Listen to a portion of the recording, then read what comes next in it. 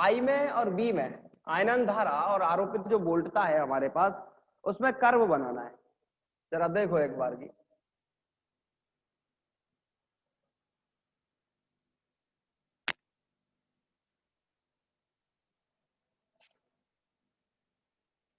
ये वोल्टेज है,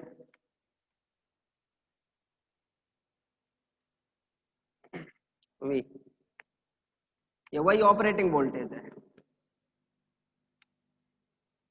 और इसका वैल्यू अपन चेंज कर रहे हैं। ये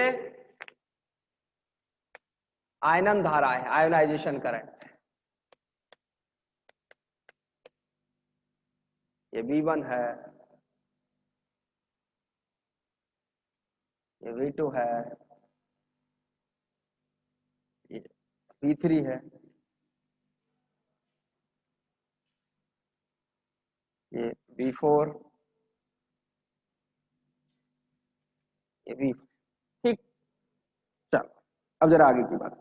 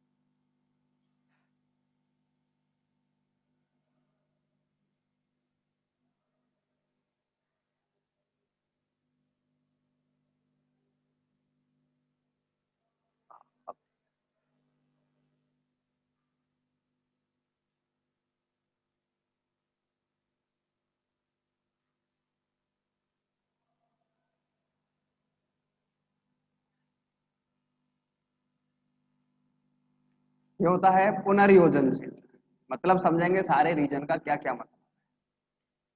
पुनर्योजन, इसको कहता है रिकॉम्बिनेशन रीजन। ठीक, दूसरा होता है आयनन कोष्ठ क्षेत्र। ठीक है, एक होता है पुनर्योजन रीजन, एक होता है आयोनाइजेशन चैम्बर रीजन, तीसरा होता है आनुपातिक क्षेत्र।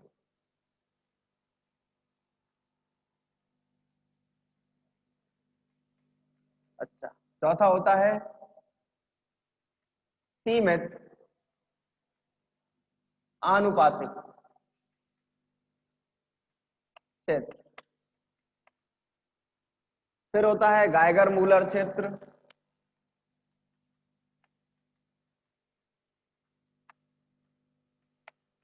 और फिर होता है सतत कंटिन्यूअस डिस्चार्जिंग, सतत विसर्जन क्षेत्र। ये कर्व होता है।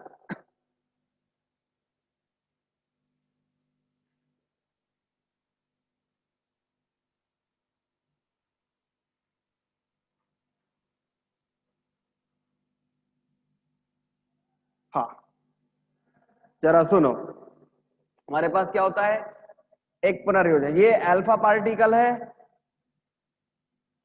ये बीटा पार्टिकल है, ये region first, second region, third region, fourth region, ये फिफ्थ रीजन, और ये सिक्स। ठीक है, अपन का काम देखो हो क्या रहा है, इस पूरे प्रोसेस में काम क्या क्या चल रहा है, जरा वो देखें। सबसे पहले जैसे ही अपन वोल्टेज का वैल्यू इंक्रीज करते हैं, तो इधर इसके रेस्पेक्ट में आई का वैल्यू भी क्या होता चलता है, इंक्रीज होता चलता है। यहाँ की स्थिति देखें तो ये है। तो अपन क्या करते हैं, जैसे ही गैस के आयनाइजेशन के बारे में बात करते हैं और वोल्टेज का वैल्यू बढ़ाते हैं, वोल्टेज का वैल्यू बढ़ाने पर आई का वैल्यू भी अपने आप क्या होने लगता है, इंक्रीज होने लगता है। इसका मतलब V के चेंज होने के साथ I चेंज होता है। लेकिन इसका मीनिंग क्या है? इसका मीनिंग ये है कि जैसे ही ये जो पुनर्योजन क्षेत्र है, इसको कहते हैं रिकॉम्बिनेशन। इसका मीनिंग क्या है? इसका वर्डिंग ही रिकॉम्बिनेशन है, मीन्स दोबारा से जुड़ना। इस रीजन में काम क्या होता है? इस रीजन में एक सिंपल सा काम होता है, जैसे ही अपन वोल्टेज इंक्रीज करते हैं, वोल्टेज इंक्रीज करने पर जो आयन युग्म बनते हैं या आयन जो पेयर बनते हैं, आयन पेयर का मतलब धनायन और ऋणायन, जैसे ही वोल्टता का वैल्यू इंक्रीज होता है तो ये धनायन कैथोड की तरफ और ये ऋणायन एनोड की तरफ क्या करने लगते हैं? मूव करने लगते हैं।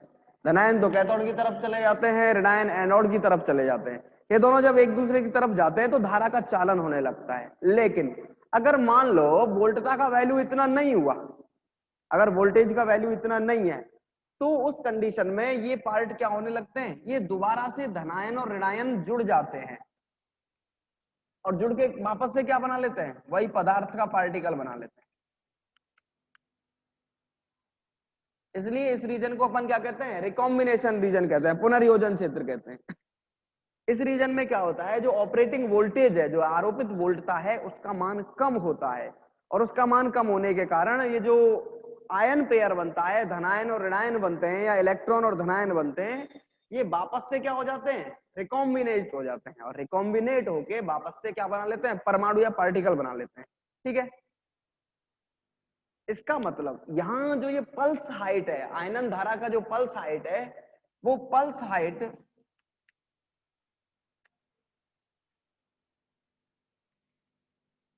इस ऑपरेटिंग वोल्टेज पर क्या करता है? डिपेंड करता है।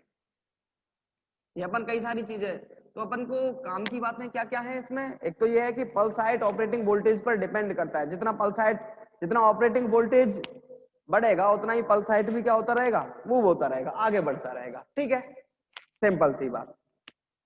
अच्छा, दूसरी बात क्या है इसमें? जो ऑपरेटिंग वोल्टेज है उसका वैल्यू कम होता है, इसलिए ये जो धनायन और ऋणायन है, इसको इलेक्ट्रॉन और धनायन भी बोलता है वो कई बार आयन युग्म में, वो दोनों जुड़ के क्या, ये ऋणायन का मतलब इलेक्ट्रॉन ही है, ये दोनों जुड़ के क्या बना लेते हैं? पदार्थ का पार्टिकल या पदार्थ का एटम बना लेते हैं।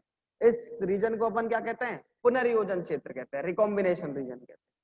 ठीक, अल्फा पार्टिकल की एनर्जी ज्यादा होती है, इसलिए उसका उसका जो ग्राफ है, उसकी जो पल्स हाइट है, उसका ग्राफ ऊपर है। और ये कौन सा पार्टिकल है? ये बीटा पार्टिकल है, इसकी एनर्जी अल्फा के रेस्पेक्ट में कम होती है। ठीक, अगला जो रीजन है वो है हमारे पास आयोनाइजेशन रीजन। आओ जरा देखो, आयनन कोष्ठ। जनरली आयोनाइजेशन रीजन में क्या होता है? जैसे ही अपन V1 वोल्टेज को बढ़ा के क्या करते हैं? V2 वोल्टेज करते हैं। इस क्षेत्र में, इस रीजन में क्या होता है? सबसे पहला काम तो ये होता है कि पुनर्योजन नहीं होता, मींस रिकॉम्बिनेशन नहीं होगा। इसकी वोल्टेज इतनी होती है कि वो रिकॉम्बिनेशन नहीं करता। अच्छा, दूसरी बात, ये जो इलेक्ट्रॉन है, ये इनका जो द्रव्यमान होता है वो क्या होता है? कम होता है धनायन की तुलना में, इसलिए इलेक्ट्रॉन ज्यादा तेजी से गति करता है। और इलेक्ट्रॉन तीव्रता से गति करता हुआ किस पर पहुंचता है? एनोड पर पहुंचता है। ठीक है। अच्छा, दूसरी बात, यहां क्या होता है? यहां ये होता है कि ये जो पल्स हाइट है, जरा ग्राफ को देखो, पल्स हाइट का जो वैल्यू है वो बहुत ज्यादा तीव्रता से नहीं बढ़ता, means pulse height operating voltage पर डिपेंड नहीं करती, उसका वैल्यू ज्यादा तेजी से इंक्रीज नहीं होता है।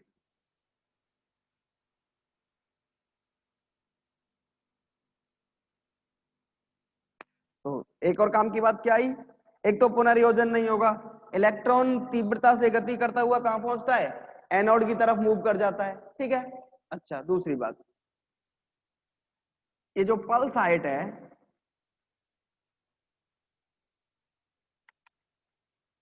ऑपरेटिंग वोल्टेज पर डिपेंड नहीं करती। अच्छा, इस रीजन में क्या होता है, अगर पल्स हाइट ऑपरेटिंग वोल्टेज पे डिपेंड नहीं करती, मींस आयनन धारा का वैल्यू लगभग कांस्टेंट बना रहता है, लगभग स्थिर बना रहता है, इसलिए इस रीजन का नाम देते हैं अपन सैचुरेशन रीजन, इसको संतृप्त क्षेत्र भी कह देते हैं अपन। इसका एक दूसरा नाम और क्या होता है, ये संतृप्त क्षेत्र होता है, सैचुरेशन रीजन।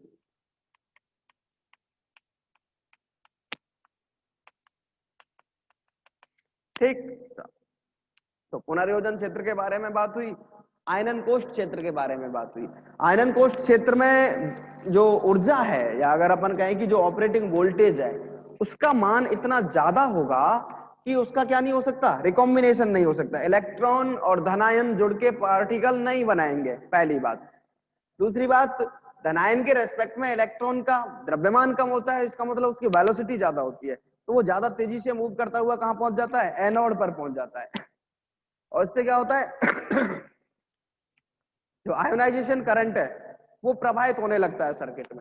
तीसरी बात, पल्स हाइट ऑपरेटिंग वोल्टेज पे डिपेंड नहीं करती, और अगर ऑपरेटिंग वोल्टेज पे डिपेंड नहीं करती तो रीजन क्या कहलाता है, सैचुरेशन रीजन कहलाता है, संतृप्त क्षेत्र कहलाता है, इसको कहता है सैचुरेशन रीजन। आप लोग इलेक्ट्रॉनिक्स में भी पढ़ते थे ट्रांजिस्टर वाले पार्ट में सैचुरेशन रीजन को। हाँ, तो ये क्या होता है, संतृप्त क्षेत्र होता है। ठीक, चलो तीसरा अपन बात करेंगे आनुपातिक क्षेत्र के बारे में। जरा आओ इधर, देखो क्या कहता है आनुपातिक क्षेत्र। इसमें कोई प्रॉब्लम दोनों पार्ट में, बोलो जरा।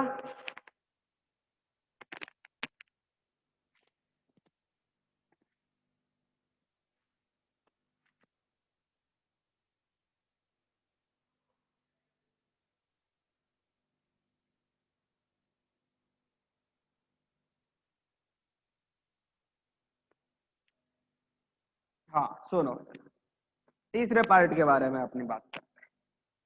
देखो तीसरा पार्ट है आनुपातिक क्षेत्र, प्रोपोर्शनल क्षेत्र।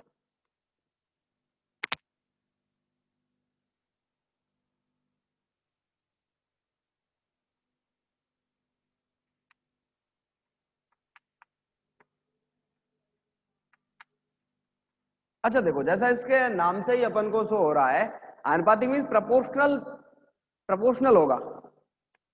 इसमें क्या होता है, जैसे ही ये इलेक्ट्रॉन तीव्रता से, अब एक्चुअली इलेक्ट्रॉन का द्रव्यमान कम है इसलिए क्या करता है, तीव्रता से, जब अपन वोल्टेज को V2 से क्या कर देते हैं, V3 करते हैं, ऑपरेटिंग वोल्टेज का वैल्यू जैसे ही बढ़ता है तो इलेक्ट्रॉन की इंटेंसिटी भी क्या हो जाती है, बढ़ जाती है। इलेक्ट्रॉन हल्का पार्टिकल तो होता ही है, लाइट पार्टिकल होता है, इसलिए ये लाइट पार्टिकल क्या करता है, मूव करता है, और दूसरे इलेक्ट्रॉन या दूसरे जो पार्टिकल हैं उन दूसरे पार्टिकल से क्या करता है, टक्कर करता है, धनायन की तुलना में तेजी से मूव करता है और दूसरे पार्टिकल से टक्कर करता है, और उस टक्कर से द्वितीयक इलेक्ट्रॉन उत्पन्न करता है। टक्कर से क्या होता है, सेकेंडरी इलेक्ट्रॉन्स क्रिएट होते हैं। और ये जो द्वितीयक इलेक्ट्रॉन है, अब जैसे जैसे वोल्टेज इंक्रीज होती जाती है तो ये वैल्यू क्या होती चली जाती है, प्रोपोर्शनली बढ़ती हुई चली जाती है,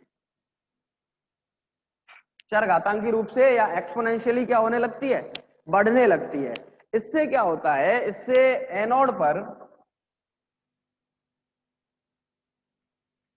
इलेक्ट्रॉन्स का एवलांस उत्पन्न हो जाता है। एवलांस का मतलब होता है इलेक्ट्रॉन का झुंड, एवलांस जिस वर्ड को कह रहे हैं अपन, मींस ज्यादा मात्रा। और उस इलेक्ट्रॉन के एवलांस का एक नाम होता है, उसको कहते हैं अपन टाउनसेंड एवलांस। जो इलेक्ट्रॉन का जो झुंड उत्पन्न हो जाता है इसे अपन क्या कहते हैं, टाउनसेंड। और ये होता किसके कारण है, सेकेंडरी इलेक्ट्रॉन्स के कारण। ये जो टाउनसेंड एवलांस है ये किसके कारण होता है, जो सेकेंडरी इलेक्ट्रॉन्स होते हैं, जो द्वितीयक इलेक्ट्रॉन होते हैं, उनके कारण क्या हो जाता है। अच्छा, यहां जो पल्स हाइट है, अब जैसे जैसे वैल्यू बढ़ाते हैं तो ये वैल्यू क्या होने लगता है, इंक्रीज होने लगता है। तो यहाँ जो पल्स हाइट होती है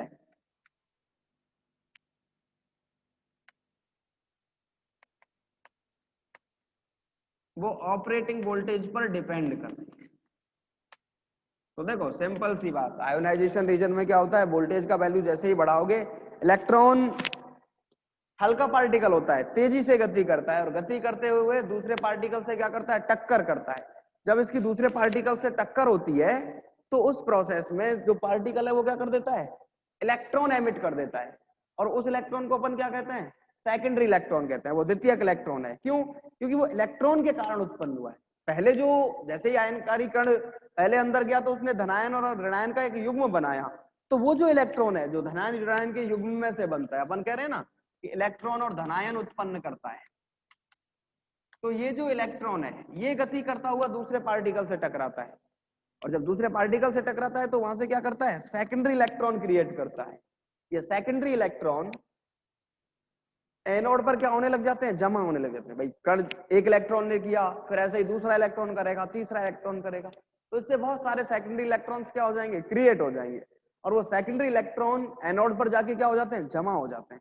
उस प्रोसेस को अपन एक नाम देते हैं, उसे कहते हैं अपन एवलांस।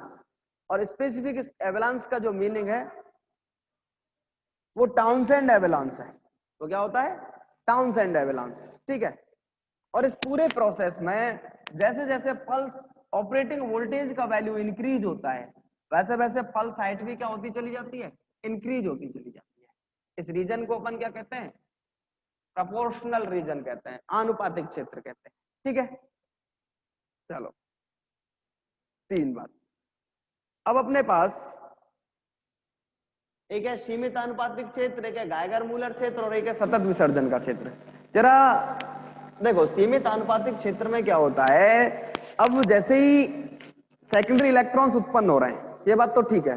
अब जैसे ही बहुत ज्यादा मात्रा में सेकेंडरी इलेक्ट्रॉन्स उत्पन्न हो जाते हैं या प्रोड्यूस हो जाते हैं, तो उस प्रक्रिया में ये इलेक्ट्रॉन आपस में ही क्या करने लगते हैं, टक्कर करने लगते हैं, और उनमें क्या होता है, रिपल्सन का फोर्स क्रिएट हो जाता है, प्रतिकर्षण का बल क्रिएट हो जाता है, और वो क्या करते हैं, फिर एवलांस को प्रोटेक्ट करते हैं, एवलांस का विरोध करने लग जाते हैं। तो इस प्रक्रिया में ऐसा तो खैर होता है कि वोल्टेज का मान इंक्रीज होने पर वैल्यू बढ़ती है, लेकिन उसके लास्ट पोजीशन पर आके अपन ये डिसाइड नहीं कर पाते कि पार्टिकल कौन सा है। मींस दोनों पार्टिकल्स की थ्रू जो एनर्जी है वो यहां पहुंच जाती है। मींस उस पर ये डिपेंडेंसी नहीं रहती कि पार्टिकल कौन सा है, किस पार्टिकल के पास इनिशियली या प्रारंभिक स्थिति में कितनी एनर्जी रही होगी। जैसे अल्फा पार्टिकल के पास एनर्जी ज्यादा होती है, बीटा पार्टिकल के पास एनर्जी क्या होती है, कम होती है, ठीक है। इसका मतलब इस प्रोसेस में जो पल्स हाइट है वो कैसी हो जाती है, दोनों ही पार्टिकलों की पल्स हाइट सेम हो जाती है, एक जैसी हो जाती है, ठीक। तो अपन सीमित आनुपातिक क्षेत्र, गाइगर मूलर रीजन और सतत विसर्जन क्षेत्र, तीनों के बारे में आगे बात करेंगे, ठीक है। आज के लिए इतना ही।